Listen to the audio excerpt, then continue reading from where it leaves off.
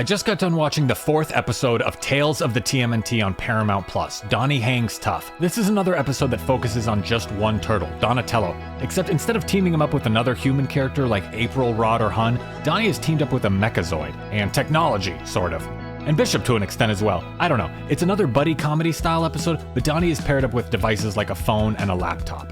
This episode literally features Donnie trying to get Wi-Fi signal after typing the wrong emoji. It's a little slow. Lots of this episode is just visual action with music and sound effects, no dialogue. It's a repetitive episode. The robot chases Donnie and Donnie runs. The robot continues to chase Donnie and Donnie runs again. It's kind of fun, but it just feels a little bit too drawn out. These solo turtle episodes would be great if they were half as long and not the show's opening episodes. I like Donnie's high voice. He has a great sound. It's a little raspy too, but it's getting lower and his voice is changing. I know a lot of people complained about it in the movie, but I liked it. He has a good tone. Donatello spent too much time talking to a screen in this episode. It's boring to look at, even if there's something going on action-wise. It's weird. There's a lot happening, there's movement and speed and action, but it feels slow and boring. The retro video game flashback lasted way too long. It ended up feeling like they were hiding something. It felt like they just didn't have time or money to animate this entire scene, so they added this instead. It kind of felt like a stylized storyboard sequence, like an animatic. It took up 5% of the episode. It lasted over a minute.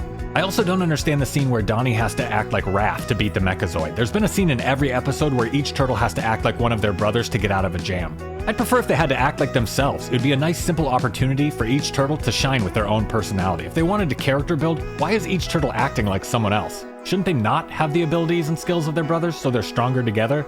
If they can just imitate each other, why be a team? Donnie steals the laptop from the cops and the subway card from a random guy. These turtles steal a lot. They stole from the bodega in the movie, April stole a bike, and now they're stealing from cops and regular people. These turtles are criminals, and stealing is wrong. Why are the cops depicted like such losers, like scam artists? What message does that send to little kids? You don't want cops on the subway? You'd rather deal with criminals and get stabbed by some crazy guy that isn't wearing pants? The cops should at least be helpful. They should at least try to help Donnie, even if the show wants to depict them as idiots. Alana Ubach does a good Bishop voice. She's a good voice actor. She's believable and subtle, and dramatic in surprising ways. She really elevates this material.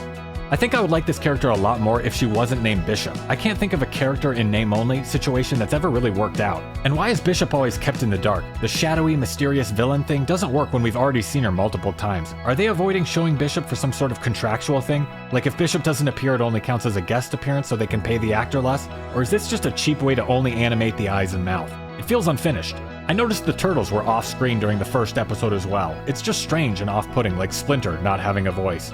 Did something happen during the production of this show where they had to change direction or something? Did they run out of money or time? Did they have to rush to finish this? I don't like how the turtles are famous. I don't like how random people ask them for autographs and pictures. The show has some interesting story ideas and a unique visual style, but unfortunately, it has some rough execution. The backgrounds are great, but Tales of the TMNT feels like a work in progress. This doesn't feel like a final draft. It's incomplete. There's a lot of good stuff going on in the show, but it's just not all there. It's a few frames short of a cartoon. The animation is too choppy. The stuttering frame skip animation is tough to watch. 15 frames per second throughout the entire episode is painful.